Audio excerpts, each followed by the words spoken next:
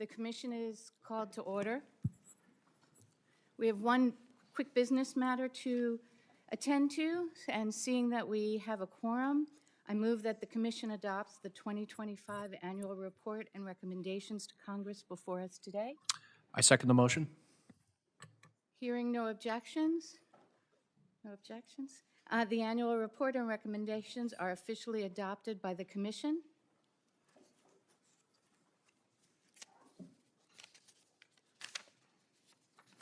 Okay, so now let's get down to business. And good morning and welcome to the release of the U.S.-China Commission's 2025 annual report to Congress. I am pleased to share once again a unanimous report. Our unanimity reflects the Commissioner's commitment to providing Congress a bipartisan approach toward China policy. I would like to thank the many witnesses, experts, and government officials with whom the Commission consulted throughout the year. I'd also like to thank the Commission staff for their outstanding and tireless work on this report. And I would like to thank my colleagues on this Commission for their collective insight and commitment to our mission. The challenges to U.S. interests posed by China are complex, manifold, and rapidly evolving. Building consensus and proposals for legislative action requires dedication, discernment, and collegiality. It is an honor to work with all of you. Our report this year offers 28 recommendations across technology, economics and trade, and national security. We look forward to briefing members and committees of Congress over the coming weeks and months on our material. Our 2025 report examines how China has used industrial policy at unprecedented scale to position itself to attain first-mover advantage in the technologies of the future. At the conclusion of its Made in China 2025 industrial plan, China now possesses a hypercharged, state-directed industrial commons for manufacturing without historic parallel. China has captured crucial intermediate manufacturing processes that help keep its companies at the center of the global value chains. Without swift and focused action, the United States could face a future where we depend on China for access to the most cutting-edge innovations in fields from medicine to robotics. At the same time, China's broader economy continues to experience malaise and structural weakness due to years of broken promises to rebalance. China's leaders have made clear their primary economic goals are to move up the value chain and reduce dependence on foreign technology. President Xi has also been explicit that he wants to make the world more dependent on China. So we can expect that China will continue massive distortionary policy support for strategic sectors, even if that means slower growth elsewhere in its economy. This results in a two-speed economic model of industrial overinvestment even as the broader economy stagnates. China relies on the rest of the world to absorb the excess production caused by its overinvestment and is on track to set a new record trade surplus of over $1 trillion in 2025, breaking its own record set just last year. This massive outpouring of exports, which we call China Shock 2.0, threatens both advanced and developing economies. A flood of subsidized Chinese electric vehicles is undermining export markets for automakers in Germany, Japan, and South Korea. At the same time, China is directing a deluge of low-cost manufactured goods to developing countries, causing factory closures and layoffs. We heard a lot about this problem during our trips this past year to Southeast Asia. In 2025, China leveraged U.S. supply chain vulnerabilities to chilling effect. Beijing used its monopoly over critical mineral refining to impose export controls on rare earth elements and magnets essential to a range of manufacturing industries and defense technologies, and used this leverage in trade negotiations with the United States. While they have recently relaxed some of these restrictions, Beijing is also tightening its enforcement capabilities for the future. We can be sure China will be ready to weaponize these choke points again when politically advantageous. Critical minerals are only one example of China's supply chain leverage. Our report highlights how Beijing could weaponize other choke points to devastating effect. Chinese producers wield significant control over active pharmaceutical ingredients and key equipment used in the U.S. electrical grid, and they are investing heavily to gain such leverage over foundational semiconductors. U.S. reliance on China creates a dangerous dependence that China can weaponize if it wants to. The United States needs to address these vulnerabilities urgently and with a long-term commitment to resources. I want to call special attention to one issue. We released our first commission spotlight on this issue a few months ago. I'm talking about the scourge of scam centers operated by Chinese crime syndicates in Southeast Asia. Scam centers are both a pocketbook and national security issue. They are defrauding Americans out of billions of dollars annually. Beijing is also exploiting the crisis to embed its domestic security forces in some Southeast Asian countries. While China has helped crack down on scammers targeting Chinese citizens, this has just incentivized the criminal networks to target the United States. Some of the criminal organizations behind scam centers even have ties to Chinese officials. The Commission has a detailed recommendation about ways which Congress can help address the scam center crisis as well. I will now turn to Vice Chair Shriver. Thank you, Chair Price, and I know I can speak on behalf of my fellow commissioners in expressing appreciation for your leadership over this year's annual report cycle, and very much appreciate your dedicated leadership in helping produce this report. I also like to thank my fellow commissioners and witnesses, and also join you in thanking the staff for all the tremendous work that went into producing this report. Over the past year, Beijing's talking points have portrayed China as a force for global stability, but as the report documents, China is anything but and is engaged in a range of destabilizing activities that threaten the very international order it proclaims to uphold. We're very clear-eyed about China's growing capabilities. They're advancing military capabilities very rapidly, including the introduction of new capabilities, such as self-propelled landing barges, the world's largest amphibious ship, and hypersonic missiles that could target U.S. forward-deployed forces. Their growing capabilities are just one part of the story. They also continue to act very aggressively in the gray zone, particularly in the Taiwan Strait area and the South China Sea. For example, around Taiwan, Chinese incursions into Taiwan's air defense identification zone have increased 15,000% over 5 years, from only 20 in 2019 to over 3,000 in 2024. And they're on pace for even more incursions in 2025. China is also behaving very aggressively in the South China Sea and targeting the Philippines. A number of incidents have occurred, including the near fatal incident of a Philippine mariner.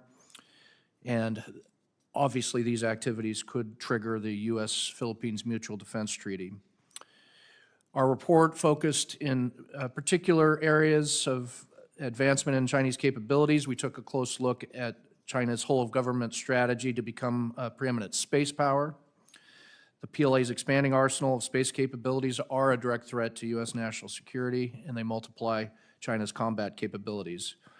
We also looked at the access of autocracies and had a hearing on the subject, featuring China's relationship with Russia, Iran, and North Korea. China continues to support Russian activities in Ukraine. In fact, Russia would be hard-pressed to sustain the conflict without Chinese economic and material support. China's deepening cooperation with Russia, Iran, and North Korea also increases other risks, such as the risk of opportunistic aggression. So we not only need to think about particular contingencies, such as a potential crisis in the Taiwan Strait, but the possibility of multiple acts of aggression simultaneously that could stress our forces.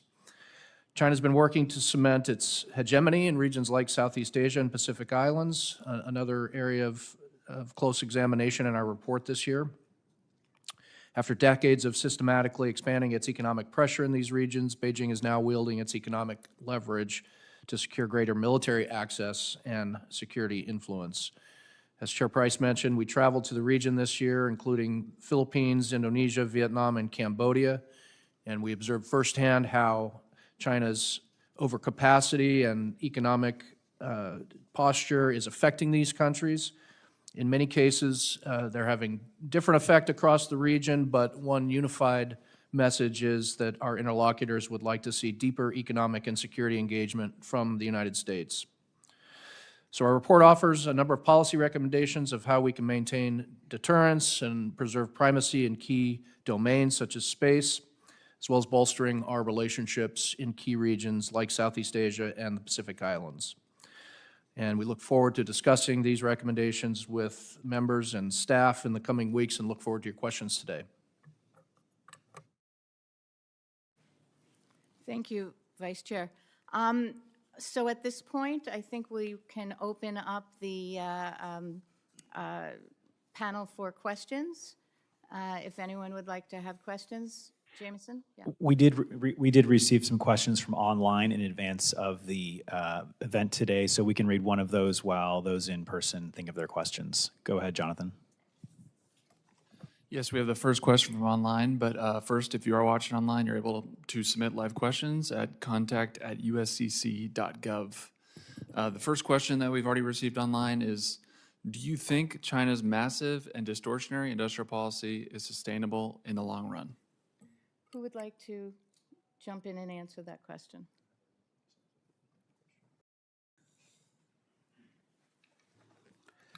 It depends on whether we do anything about it. One of the major problems is that it has been years that China has doubled down on its model, and then it's doubled down again, and it's doubled down again. One of the focuses from our final hearing of the year was about China Shock 2.0, in which case we really dug into the idea behind China's economic strategy, which is more production and more export and more market share of products around the world. If there is no international pushback, then yes, this model can go on indefinitely as China gains more and more market share, as the overproduction, overcapacity from China ends up causing a export of deflation, which ends up eviscerating industries in our country and those of our allies and partners. So first and foremost, we need to be thinking about how we can put a brake on this economic strategy, which we've seen for several different years. And despite the fact that we've articulated, there's been a tariff plan, there's been trade policy pushback from around the globe, there has not been a change in policy from Beijing. If you look at what's been happening the last several years, it's been Beijing continuing to double down on this policy. So I think the answer to this is we need to get very serious, because we can complain all we want, but if there's not smart policy pushing back on this, then this will last deep into the future. Aaron? Yes, I just wanted to highlight Commissioner Miller's points. Two things that China needs from the rest of the world. It's been very successful in certain respects, and our report talks about that, but they're not self-reliant as they say they want to be. They depend on the rest of the world for demand or markets, and they also depend on the rest of the world, and particularly the United States, for certain kinds of advanced technology. And to the extent that they are able to continue to access those things, to offload all of this excess capacity, to continue to import the technology they need to move up the ladder and improve their capacity for innovation, their model can succeed, or it can continue to function for quite some time. So the notion that China has peaked or is going to hit the wall, it may be true in the long run, but there are no indications of that happening anytime soon. Again, as Commissioner Miller says, it depends in part on what we do. I would, first of all, agree with what Commissioner Miller and Commissioner Friedberg have said. The other thing I would say, this is just an observation, is China has little regard for the amount of debt that it is racking up, and it is determined to lead, as it calls it, the next industrial revolution. And as long as that continues to be their strategic objective, debt be damned, they're marching ahead, I think, is the Commission's sort of assessment this year. Yeah, and just to echo that point, I think the PRC is willing to endure a lot of pain to their own domestic markets and domestic employment numbers in order to gain these advantages in the international competitive space. If no one else wants to jump in, next question. Yep, I think we have another question from online. Great. The next question from online comes from Mark Matthews. Could you address China's rise to a top spot internationally in scientific research, as measured by the Nature Index and the Information Technology and Innovation Foundation? Who'd like, Hagen? I'm not sure about the two indexes that were referenced by Mr. Matthews, but I'll say that China's year over year increasing its investment in science technology by about 6 or 7%. I think that is a staggering amount. And as we continue to see these investments, we should continue to expect to see innovation. And we're seeing that every day in the biotech space. We're seeing it every day in the quantum space, two areas where the Commission spoke to at some length. And so I'm sure those indexes, if I was familiar with them, would sort of say like this is all about trend lines. And the trend line that we're seeing in China is exponential in a lot of spaces. And in the United States, investment is sort of plateauing, and that we're doing it at exactly the wrong time would be my assessment.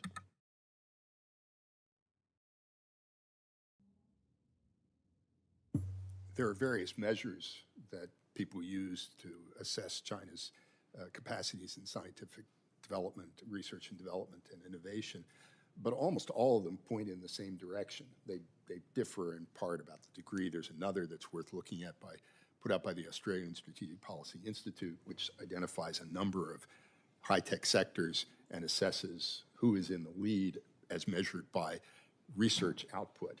And there's been an inversion, basically, of the positions of the United States and China over the last 20 years. So there may be differences about the specifics. There's no question, I think, about the direction.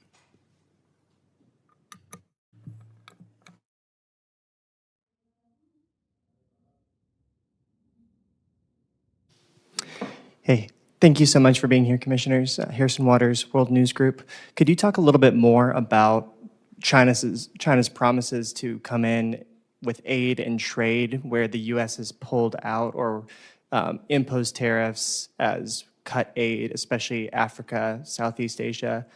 Is China following through on some of those promises they made earlier in the year, or are they continuing to kind of hold out empty words on those fronts? Who wants to jump in? I can Okay, go ahead. Thanks for that question. I think we focused on Southeast Asia and Pacific Islands this year. And what we found is that China is certainly exploiting the fact that the United States has dismantled its foreign assistance and its media programs in the region. To the extent that China is backfilling that, we haven't seen that as much, but certainly on the media side, China has a very robust media program, and one of our major recommendations is that the Congress should restore Radio Free Asia as soon as possible to get information into China, but also get information about what China is doing in China and throughout the world.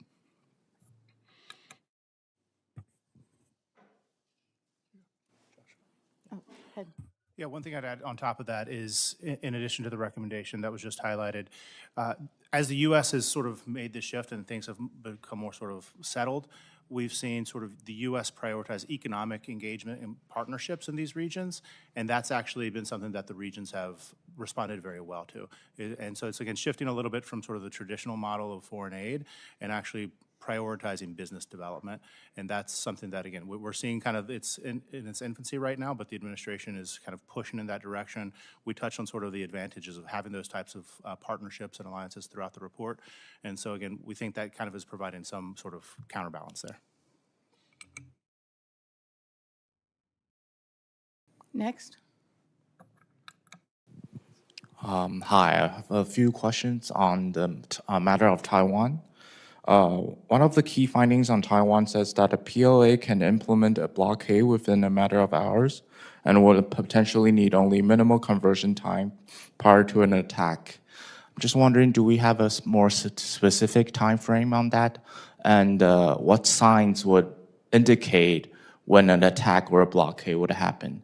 And I've seen some alarming date like 2027, 2035, and 2049. I'm just wondering, is 2049, could we say that 2049 is the ultimate date for invasion, or how sure are we on these dates? Thank you.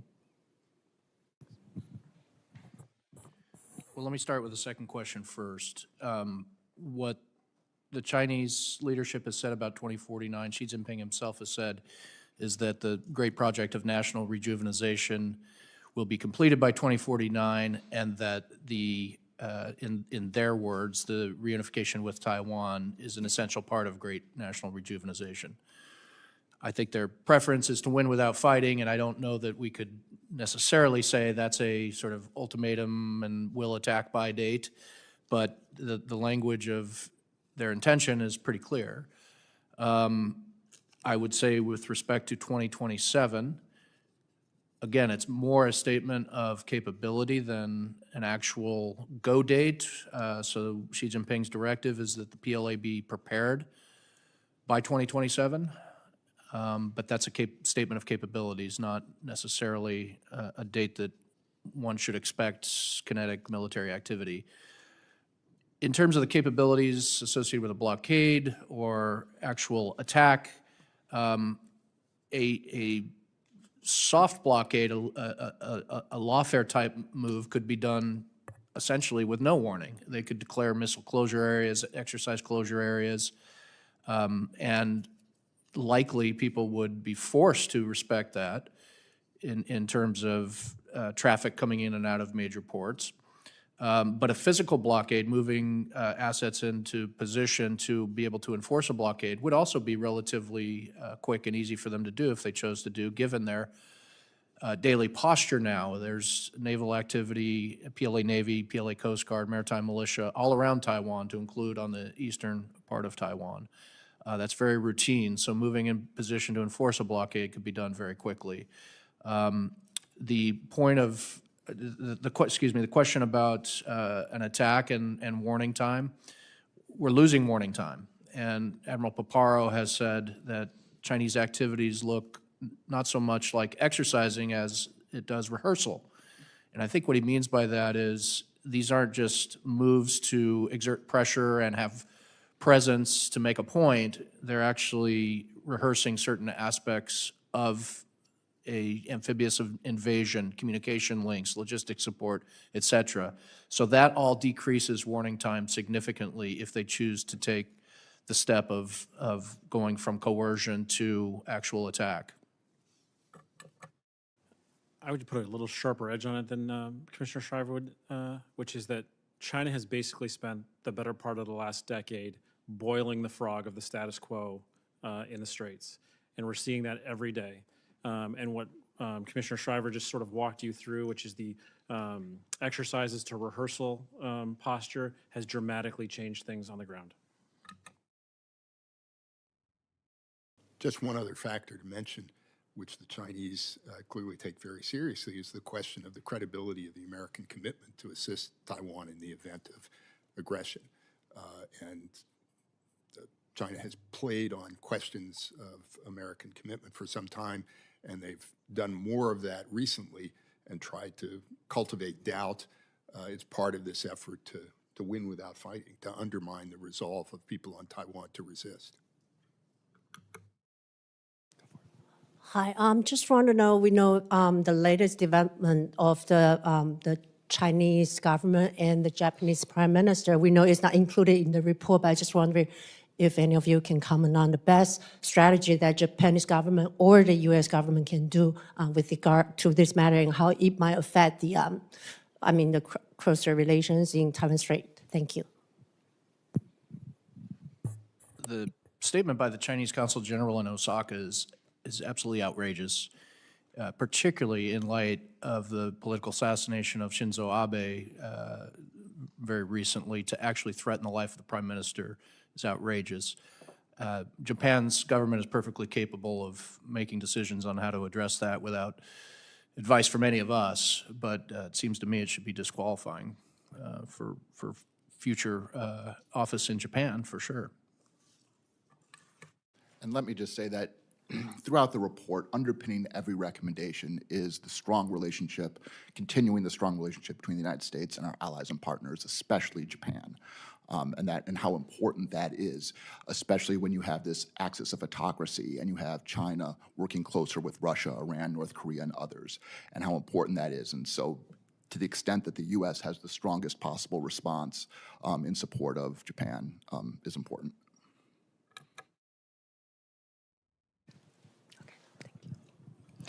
Thank you. So based on the discussion, I wonder how the Commission assess the possibility and implication of including Taiwan in the RIMPAC exercise. Do you have any thought about that? Thank you.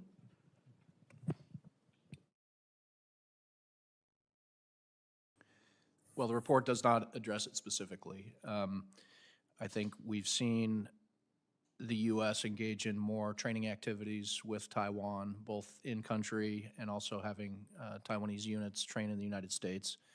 I have a personal opinion on this, which is I think RIMPAC is a large international exercise that is at a very sort of basic level of operation. We sort of trim down to the lowest common denominator, and it's a very large exercise with many countries. I would prefer to see more training and exercise bilaterally with the U.S. and Taiwan that would be more dedicated to the types of military challenges Taiwan faces, and perhaps even trilateral or multilateral with countries in proximity to where a contingency might be, so Japan, Philippines, et cetera. So again, personal opinion, not something that the Commission addressed specifically.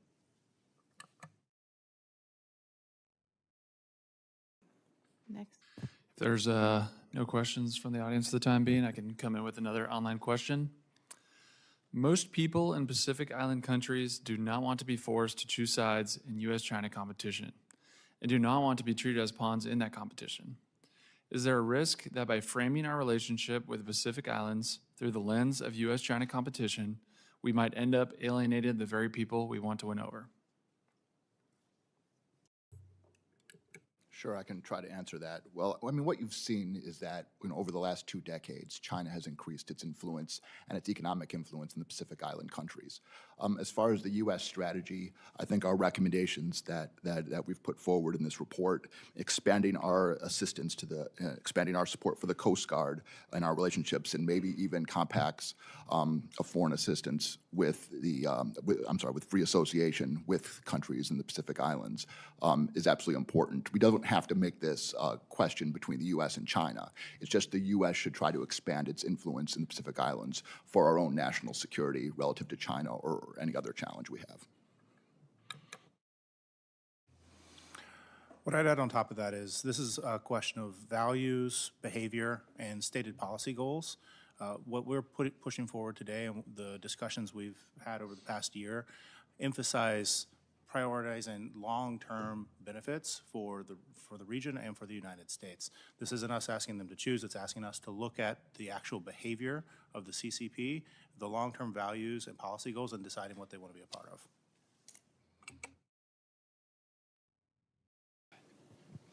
Hi, Estelle Atkinson, Global Investigations Review. So one of your recommendations was to create a unified economic statecraft entity in order to modernize the U.S.'s approach to countering evasion tactics. And I was just hoping you could elaborate on what it is about this moment that mandates a more cohesive effort to protect American technologies and what that would ideally look like in practice. I'll start off, and I'm sure some other commissioners will want to chime in. I think the conclusion that we came to over the course of this year and probably a little bit last year is that we essentially have a number of organizations across the executive branch that have critical roles in the sanctions ecosystem and in the export control ecosystem. And honestly, in the larger sort of financial ecosystem as it relates to sort of outbound investment in a variety of other areas. And what often happens in this ecosystem is that you essentially have the equivalent of feudal states arguing over what they believe to be the most important or the most critical thing to do. And there's not a natural way to bring these sort of issues to a head inside of the interagency. And so the Commission's recommendation is consolidating these entities, basically to take these factions and put them in one place so you can have a forcing function to drive decisions in a process that is becoming more and more important as we think about what the next 10, 15, and 20 years look like, and how we can align the executive branch in a way that makes more sense in terms of implementing economic statecraft in a truly dynamic environment that is really going to be sort of vital to this conflict with China.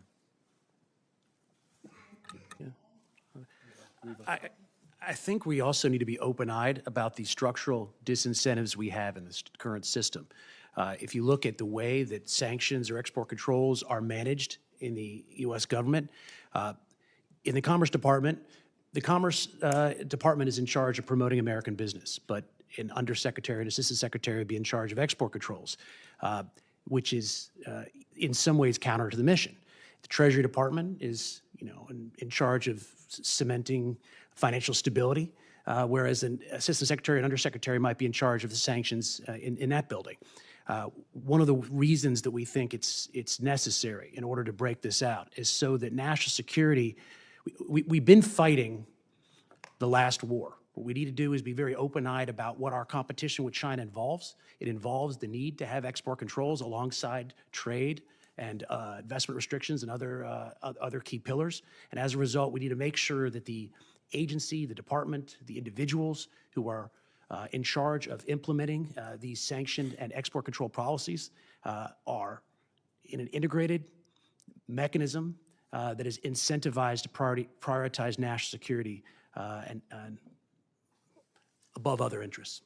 Let me just add one thing that I neglected to mention, which is one of the things we did after 9/11 with the sanctions community is we integrated the Treasury Department into the intelligence community. And the consequence of that, and it was a positive consequence, was that we started to see that the sort of flash to bang on sanctions entities being identified and enforcement actions being taken became more rapid. The Department of Commerce, and certainly not the Bureau of Industry and Security, are not part of the intelligence community. And so one of the core pieces of the recommendation is that as we think about this single entity, one of the things we really do need to change is making sure that that Bureau of Industry and Security and all of its sort of equities, both sort of the enforcement side and the analytics side, are incorporated into the intelligence community. Why is that important? The biggest thing you can do as a member of the intelligence community is you can drive collection requirements. And being able to drive collection requirements means you're going to get answers, essentially answers to your questions. And so as you think about a single entity and you think about how does it truly start working quickly and rapidly from both an analytic perspective and an enforcement perspective, is making sure it has the sort of the feedstock, the intelligence feedstock, the lifeblood to sort of get that program going.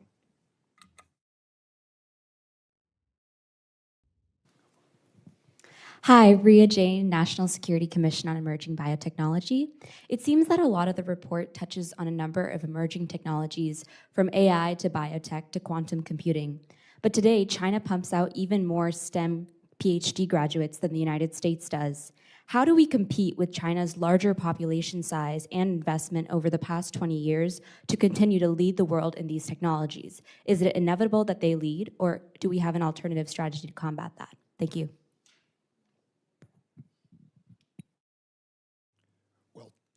Two pieces of the American system for promoting innovation, certainly since the end of the Second World War, have been support for basic science, which means in part support for universities, and also openness to immigration and people with talents and abilities, experts in various fields, or people who want to come and train here in those fields, and encourages them to stay. Those are two critical aspects of the policies that have gotten us to the position of leadership that we still have. But if they're abandoned, or if they're allowed to wither, our position is going to erode. Rhea, thank you for the question. And since I know you're a biotech enthusiast, I want to take the opportunity to sort of highlight one recommendation that we have on biotech. And I think that Leland probably wants to Commissioner Miller wants to highlight the other one. Biotech is probably the most critical technology area for the United States to think about right now. Obviously, the work of your good commission did an incredible job of increasing bioliteracy and shining a light on that. There are a few things that need to happen in biotech for that to happen. The biggest one is sort of a strategic investment in biotech with a view towards unlocking biotech as a general purpose technology. How should we think about that? Well, when the United States unlocked chemistry and physics as a general purpose technology, you essentially learn how to program in that science. There's no such capability in biotech to do that right now. One of the things that we need to think about when we look at it is, what are the weights and measures of biotech right now? We don't know what they are. And so one of the recommendations is to create a bio measurements laboratory and start thinking about what are the watts, what are the joules, what are the bits, what are the atoms, I think one of our witnesses said earlier this year, as we think through that ecosystem. And then there are two other things we recommended. One is taking the USDA, or the U.S. Department of Agriculture's bio-preferred program, and sort of putting it on steroids, finding ways to breathe more life into that program and figure out how we can sort of create markets for a lot of the companies that exist in this ecosystem. And then the other piece is the Department of Energy has this incredibly powerful program called the Loan Program Office. And they do all kinds of good work, and making sure that they do more in the biotech space is something that we think is sort of vital to making sure this ecosystem sort of gets up and running. When we're talking about economic security strategies vis-a-vis China, one of the things we want to make sure we're doing is we're not providing Beijing the capital or the technological inputs to build their technological dominance or their war machine. But the other side of this is we need to be very we need to be very careful that we understand our own vulnerabilities, particularly in terms of leverage that Beijing may have over the U.S. economy and the economies, the supply chains of our economy and our allies. One of the things that we did is a deep dive into pharmaceuticals as a potential choke point for the U.S. economy. We did months and months and months of research on compiling all the data, and when we were done, we realized we barely had enough data to do anything more than make ranges on the level of vulnerability that we had in these supply chains. There is some direct vulnerability in terms of what the pharmaceuticals that Beijing sends directly to the United States, but behind the scenes, the issue is much more murky and much more worrisome, because the active pharmaceutical ingredients that go into these drugs are created in large part in China, and we don't have good data on that.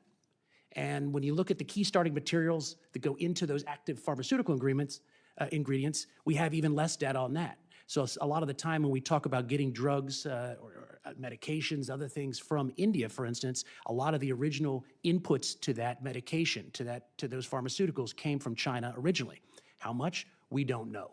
So one of the most important things we can possibly do as we try to formulate a policy that is trying to create more supply chain resilience around key sectors like pharmaceuticals, like biotechnology, is to get the data that we need.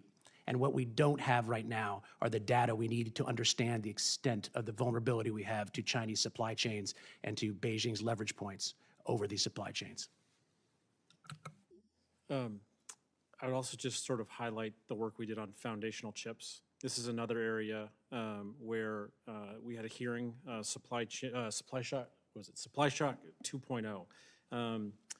When Leland talks about the data, it goes well beyond biotech. It extends into things like legacy chips. And these are things that literally look around this room. Anything with a switch on it has a legacy chip on it. Look at your iPhone. That has an advanced chip on it. These legacy chips are in your toaster oven at home. They're in your blender at home. They're in the light switches. And so as we think about supply chains, we do have to think about where are all the vulnerabilities that we have, and what is the data that we do have, and what is the data we don't have, and how do we think about this in a thoughtful way? Just to add on to that, I completely agree. This CCP has systematically built leverage across the supply chain, whether it's pharma, critical minerals, energy infrastructure, biotechnology, or chips. And this has been intentional. It's been well documented. We do need more data. I completely agree. But there's also an aspect of this that I think gets sort of glossed over, and it goes directly back to your question, and that is, can the U.S. compete? absolutely, the United States is built to compete. We're built to innovate, and we can out-innovate, but we have to start prioritizing it and doing it at scale. We're doing it right now in small pockets, but one of the things the Commission heard from folks agnostic of the issue was that the clock is ticking on each of these issue areas, and we need to start actually delivering results within the United States to produce scale.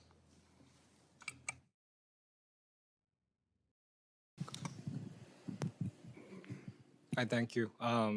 Quick question on this supply chain. So you guys mentioned that, quick question on the supply chain. So recently we heard Treasury Secretary Bessent mentioned that we want to decouple. We want to de-risk, not decouple, especially in the rare earth side. But how long? So what's the realistic timeline on that? Because we know that China's dominance on that, it's been decades in the making. So is there like a realistic timeline on that? Because the 1-year extension they just gave is not going to be enough. So I won't be surprised like they're going to play the same card again at the end of it. And the second is the second question is, we all see that China is increasing purchasing gold in the past, especially 2 years, as an attempt to de-dollarize. And what's your view on that?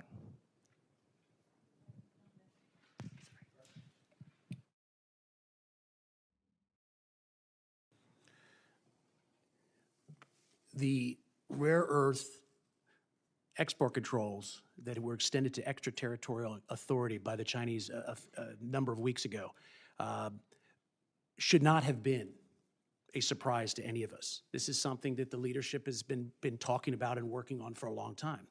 It's not something now that Beijing has announced it and put into play that they will ever trade away. They will push pause on it.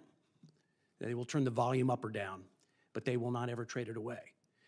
Over time, they'll get better at enforcing it, and they will extend it in all likelihood to other sectors that we're focusing on, whether it's pharmaceuticals, whether it's foundational semiconductors, whether it's printed circuit boards, other issues that we should be worried about. So I think the most important thing here is to realize that this is a part of the conversation now. And this is enormous leverage that Beijing is simply not going to trade away.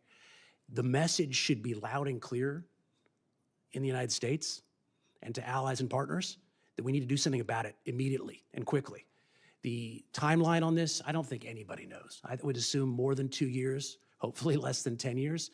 But it's not just about sourcing critical minerals, for instance. It's about the processing that goes along with it. The Trump administration has leapt into action on this. There have been a number of different deals, both domestically and with our allies in Australia, developments in Malaysia. Obviously, Mountain Pass was a major development domestically in which the United States government not only took what was essentially an equity stake, but also put a price floor to say, this is not an economic issue anymore. This is a national security issue, and we are going to get where we need to go, regardless of what the economics are and regardless of what price pressures Beijing wants to put on this industry. I think that's the right way to go. The question is always, are we doing it fast enough? And hopefully the answer is going to be yes.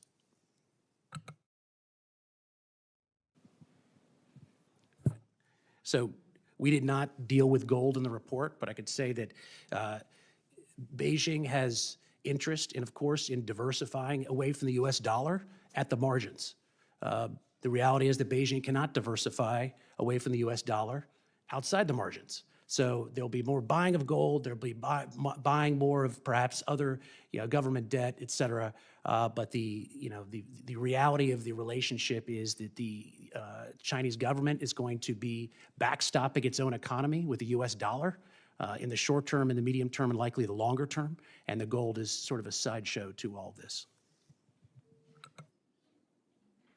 One point on that, although there has been minimal progress towards de-dollarization for exactly the reasons that Commissioner Miller mentions, and it's likely that the dollar will remain the dominant medium of exchange and store of value in the international economic system.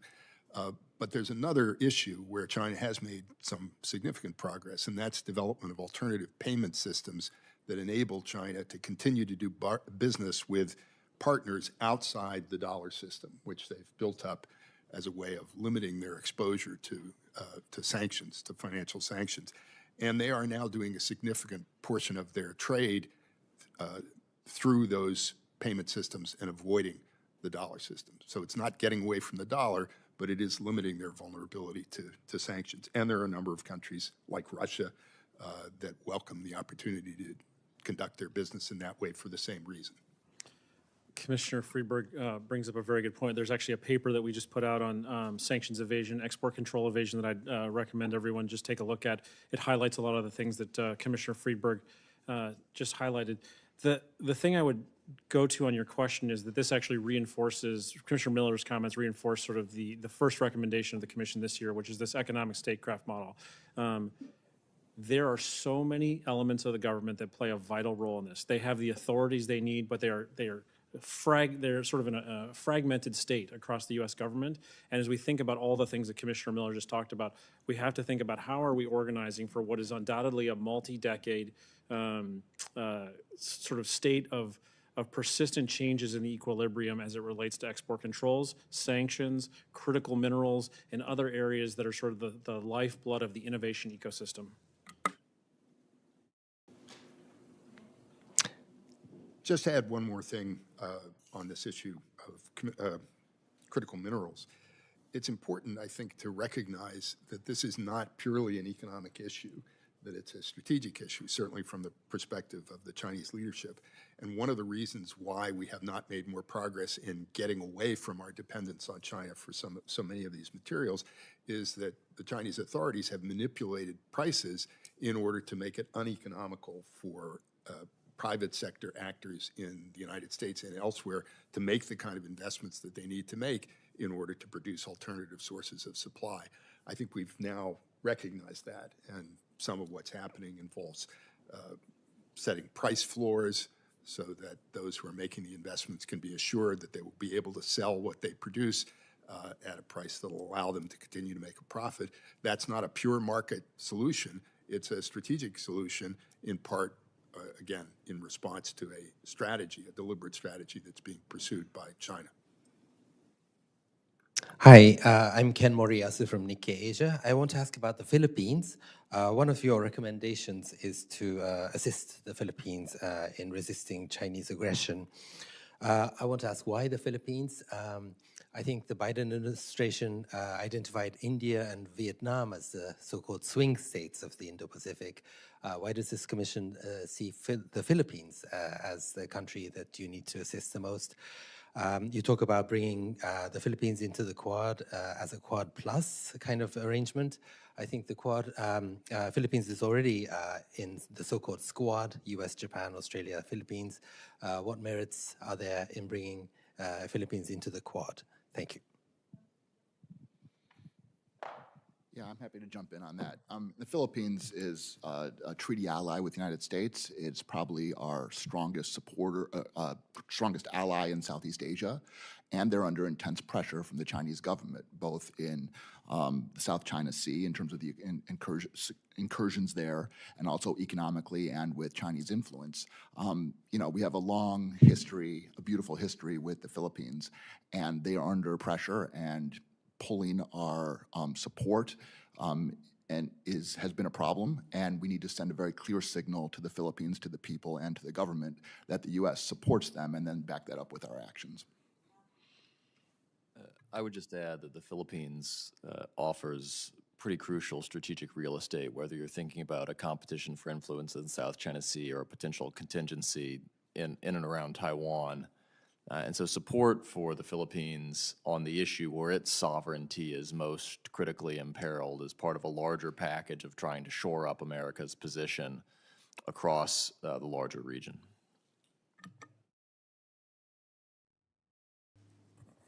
I agree with all those comments. They're spot on. We also have a recommendation related to Taiwan where we suggest that Taiwan open up a foreign military sales case where they can actually contribute to U.S. force posture initiatives in the region. So in other words, Taiwan could help pay for the development of ectosites in northern Luzon because they are directly related to deterrence and the U.S. ability to defend Taiwan if the political decision was made to do so. So the Philippines is absolutely great ally, supportive, key strategic real estate, but also of interest to other friends and partners of the United States.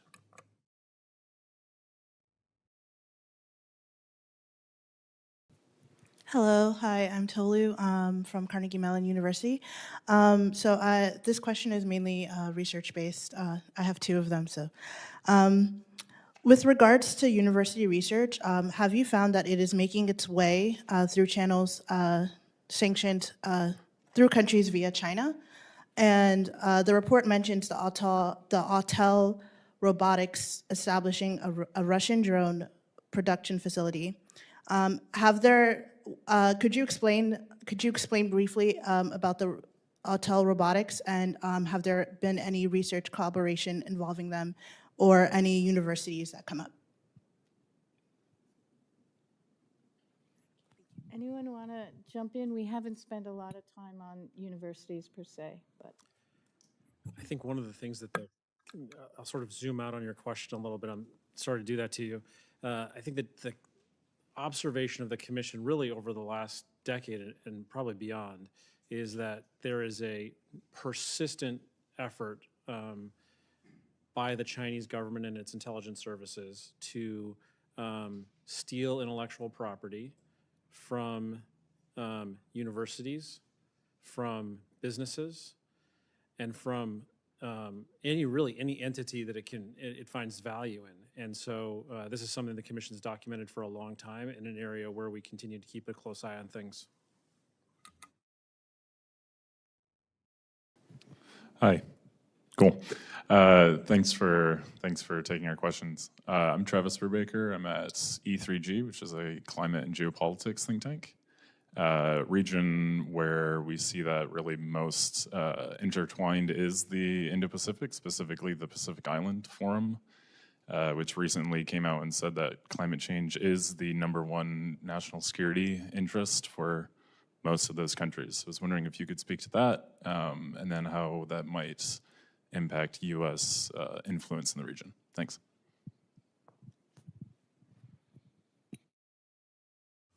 I think the Chinese sprint to electrification and the ecosystem that comes up around that, the industrial capacity to build, everything from batteries to solar cells and beyond, is something that we focused on in our energy hearing this year. I think Commissioner Goodwin, and I don't remember who his Republican colleague was on that commission, that particular hearing, but sort of highlighted a lot of the issues that you just walked through. It is something that also got talked about in our supply chain hearing as well. And it has really allowed the Chinese to acquire everything from material science to materials to sort of the know-how to build and make more efficient batteries, more efficient solar cells. And it's really enabled them to then export that essentially to other countries that are sort of share their view on electrification and the urgency with which it needs to be pursued. Now, they're also talking out of sort of both sides of their mouth. We continue to see the Chinese build more coal plants than anyone else in the world. So, they're sort of having their cake and eating it too in this space. And so that's something that we're keeping a close eye on. Certainly want to echo those sentiments, and that is an issue of paramount importance in the Pacific Islands, but it can't be divorced, as Commissioner Kuiken said, from these other initiatives that the PRC has going on. And it follows a familiar refrain: massive state support to support domestic initiatives, in this instance, the electrification of their economy. But it also serves a broader objective, which is to transform their industrial base and their manufacturing base and to gain advantage into energy markets and the manufacture of advanced energy and clean energy components. And then, of course, they use that leverage to gain advantage and ultimately control or dominance in global supply chains. So the question is, what are we going to do? How do we build resiliency into our supply chain and that of our allies and partners, especially with regard to the grid and critical energy infrastructure, given the potential for espionage and disruption? We even heard from one witness that the concern with regard to certain components in grid infrastructure shouldn't simply be contemplated as part of isolated incidents of cyber theft or cyber espionage. Instead, viewed as part of a broader objective by the PRC to pre-position disruptive capabilities into our grid, certainly risk that the U.S. simply cannot afford to take. Let me just chime in here. Climate change is an existential threat to the existence of Pacific Island countries. It is central to their priorities and what's important. The U.S. has traditionally supported these programs in terms of mitigation and other climate change priorities, and our recommendation gets into that in terms of supporting those programs.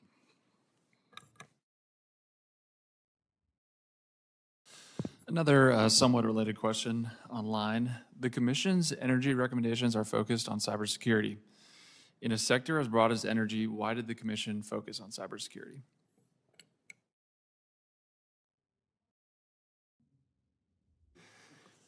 Well, again, just given the risk.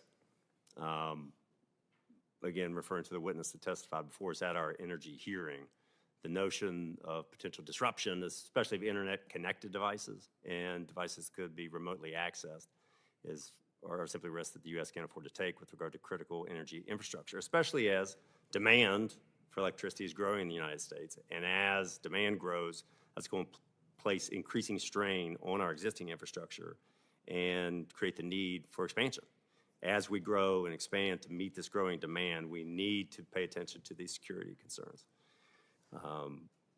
And it follows a familiar theme, as we've talked about with regard to biotech and quantum and other recommendations throughout the report. Identify dependencies, map our supply chains, identify dependencies, then try to build resiliency. And that's going to take investment. And that's going to take investment in universities, as Commissioner Friedberg said, in advanced manufacturing, in American workers, in education and workforce development, and in critical supply chains. There's also a link between cybersecurity and potential military or political crises the United States might face vis-a-vis China. It seems altogether probable to me that at the outset of a Taiwan contingency, for instance, China might try to immobilize the United States through cyber attacks on critical infrastructure, including energy infrastructure. And so that's another reason to front-load that part of the challenge.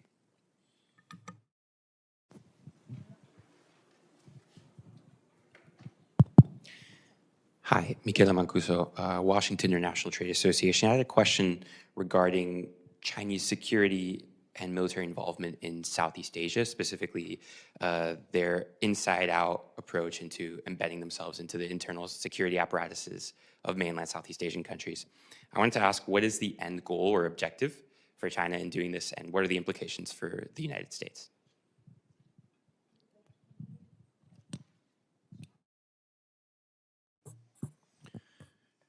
Well, the Chinese have increasingly used the PLA as another arm of their diplomacy and attempts to create influence and leverage.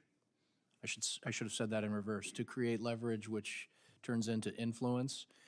And so the police training is but one part of the activities in the region. They have military training. They invite military officers to study in some of the Chinese military education programs. They have ship visits. They have other types of engagement, and they seek influence to have political impact so that these countries will lean more towards Beijing's preferences across a range of issues, to include security issues.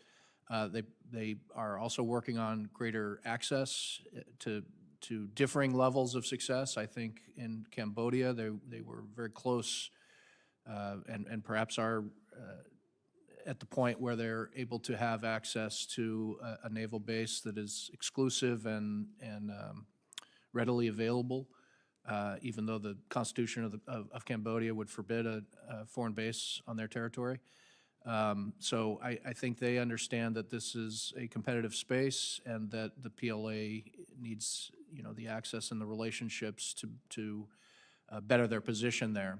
I think there are second and third order effects of this as well. Obviously, they have an authoritarian system inside China where the security apparatus is empowered, equipped, trained to be a very oppressive force and to underscore the authoritarian regime's leadership and contribute to the stability of that leadership position.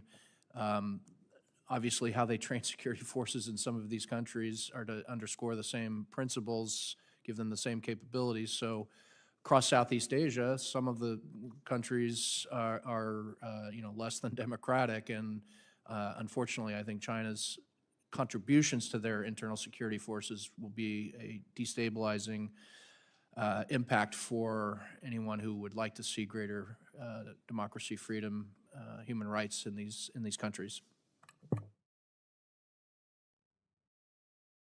I think we also found, I believe in the case of scam centers in particular, that there's a sort of ironic loop that some of the problems that countries in Southeast Asia are experiencing that might require additional support with intelligence, police, and so on, are in fact caused or originate in China.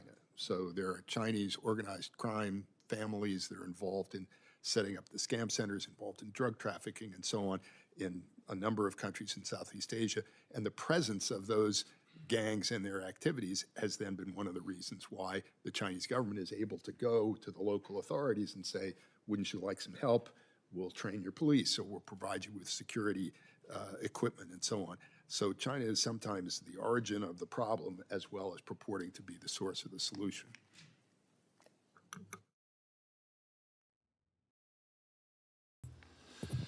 Another question from online. Your recommendation covers military, civil, and commercial space efforts the United States needs to make in order to maintain ahead of China in space. Which one of these areas has China developed the fastest and most significantly in the past couple of years?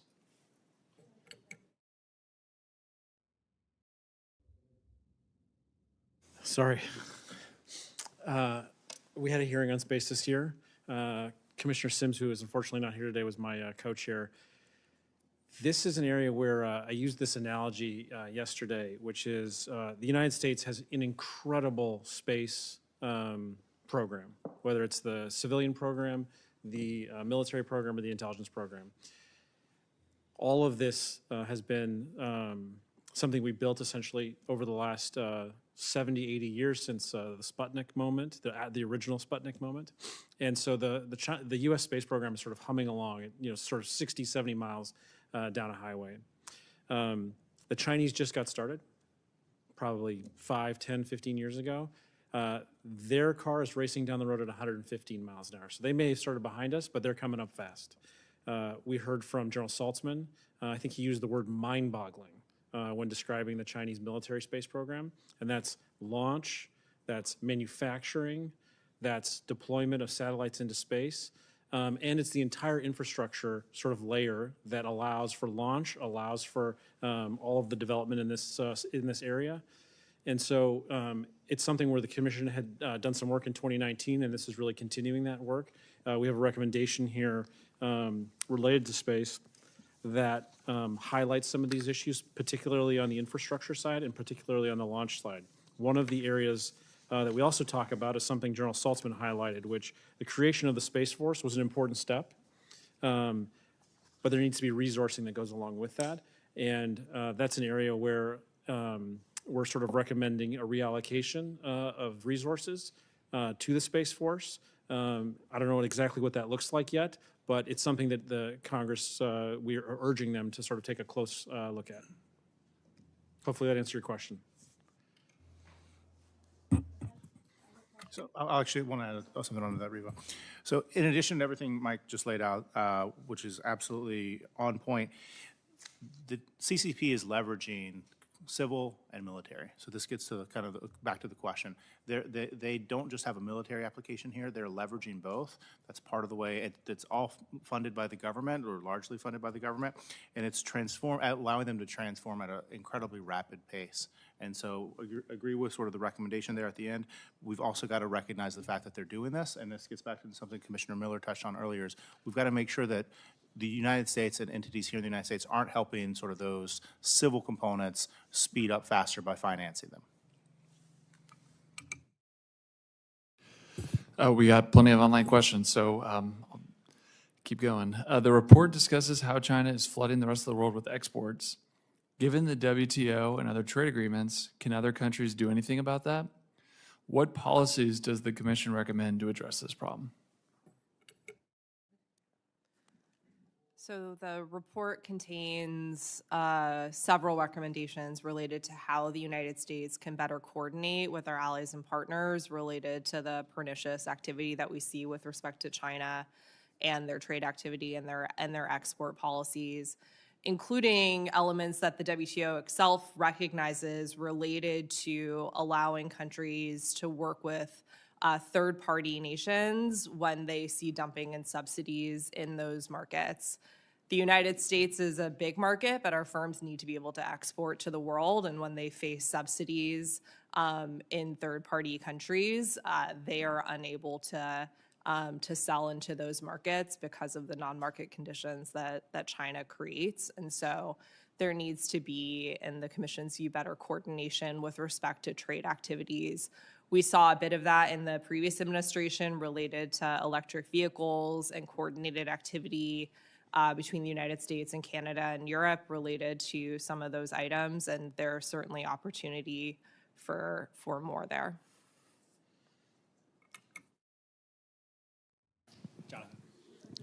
If I could just add on that, this is an area where cooperation between the United States and other countries is really critical if there's going to be anything resembling an effective way of responding to China's enormous outpouring of manufactured goods. So there's a link between the China Shock 2.0 and the requirement for cooperation in imposing some uniform barriers on Chinese exports, which are subsidized and therefore underpriced. If only the United States raises protective barriers, those goods are going to flow into the markets of other countries and do damage to them, including to our friends and allies. So cooperation is really essential to deal with this problem. Hi, I have one more question, and I will introduce myself. My name is Mark. I'm from United Daily News, based in Taiwan. Just one more question is on the chips, because President Trump has on multiple occasions talks about diversification of chip manufacturing and semiconductor manufacturing, shifting the production from Taiwan back to United States. I'm just wondering what's a good balance of the, chip manufacturing of those production in United States and Taiwan, because Taiwan also keep those production as part of its economic deterrence. So I'm just wondering what's a good balance. Thank you. Glad to start. Look, we as a country have an advantage when it comes to the contest on AI as it relates to China, and that's due to chips. And that's why you see in the report, both with the economic statecraft recommendation as well as kind of bolstering existing controls at BIS, why that's so important. The question is, where would we be right now without controls over the last several years, even starting with the first Trump administration and through the last administration? Where would we be vis-a-vis China and AI without those controls? I think you've seen with the Congress over the last half a dozen years recognize the strategic importance of onshoring chip manufacturing in this country, and that's what you see executed through largely the CHIPS and Science Act, a bipartisan bill. I think there's a lot to be, there's still a lot to do on that front, both in the terms of execution, and I think finding that balance between producing the advanced chips here in this country and having the capacity to sustain that while supporting our allies like Taiwan. We have benefit from a strong supply chain when it comes to chips, and thanks in part to Taiwan, also the Netherlands, Japan. These are really important recommendations that that this commission has looked at and will continue to. I don't know if my colleagues have more to add. Since we're on the export control BIS chip topic, I do want to shift everyone's attention to what my colleague was referring to. We do have a number of recommendations related to export controls and to semiconductors. One of the things this administration is intending to do is increasing the proliferation of the American stack across the world, around the world. Now, what that does at the same time is mean that you have to play a lot more defense. If you're sending your technology all around the world and more aggressively, then you also have to play defense more aggressively. We could just raise our hand and say the Bureau of Industry and Security needs more money and they need more manpower. They need more resources. Of course, that's true. But we were also trying to be a little bit more creative. And so some of the things that we suggested in our recommendation have to do with technological ways of regaining some of the advantages that we can potentially lose if we're not careful. One of them is chip tracking technology, so that we know if a bunch of chips are being diverted to places they shouldn't be going, then we'll be able to track that. Seems rather a no-brainer to a lot of people, but maybe not. Another one of them is that we should reevaluate the entire model of how we sell our advanced chips. So we sell chips right now, where they physically go over a border, they disappear, we lost them forever. One of the things that we have asked Congress to consider is pushing to change the model from a sell model to a rental model, which would mean that they would be accessible, advanced chips would be accessible via the cloud, but they could be turned on and off if we thought that they shouldn't be going in a certain direction.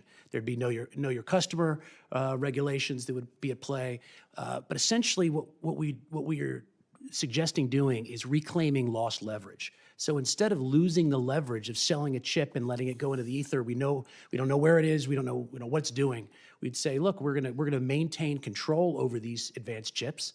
It'll be a political decision which chips we sell, but once we decide which chips we sell, we'll be doing it through a rental model, and that'll allow us to maintain a leverage all the way through. I'd just like to ask my colleagues if there are any issues that haven't been raised that you particularly had wanted to make sure we bring up as we spread out to go bring our report across Congress.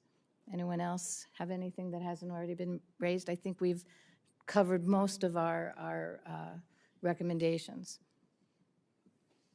Okay, hearing none, I want to thank all of you for coming, and for those of you who've been listening or watching online. Again, all of our materials can be found at uscc.gov, and both the executive summary, the full report, and all of the other research materials on Made in China 2025, sanctions. We will have one on quantum in the coming days.